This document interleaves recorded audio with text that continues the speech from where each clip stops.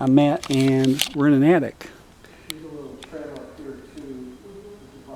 And we have trusses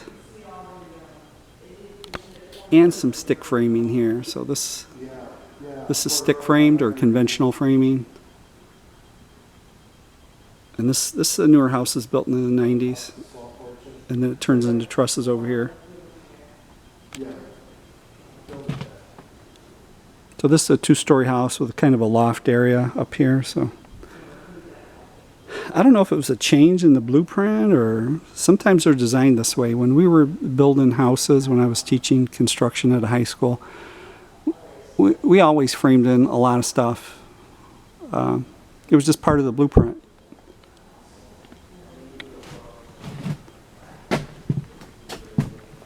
So here they have insulated between the trusses, and they do have the baffles in there. There's one, I pulled one back over there, and they do have the styrofoam baffles in there. So you have soffit vents down there and a ridge vent up there. So the air is able to travel from the bottom to the top just because there's insulation in between the rafters. Don't assume that the attic's not breathing, okay? You can't assume that. You can, this one's stapled off pretty good, but you can usually pull it back in a couple of places. Like here's a loose spot. You can usually pull it back without damaging it. You can see the styrofoam baffle in there, the pink, it's stapled in there. See the staples? So it's all right. I'd put a big gable vent in there. So I just told my customer a story. I was in an attic one time and it was spring, but it was a warm day and the attic was kind of hot. And they had the same sort of system. They had soffit vents down here and then they had a ridge vent, but there was still a gable vent in the peak. And but it was covered up. They'd covered it up just like they were supposed to. You know, they tell you to do that. That's the science, you know, follow the science.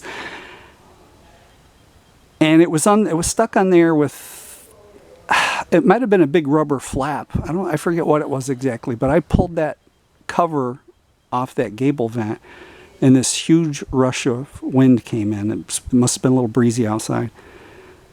And that's all I needed to see. I was like, okay, that's it. Wherever I have gable vents, I don't care what kind of roof vents they put in, cans or ridge vent, soffits or not, I'm not covering up my gable vents. And that's just me.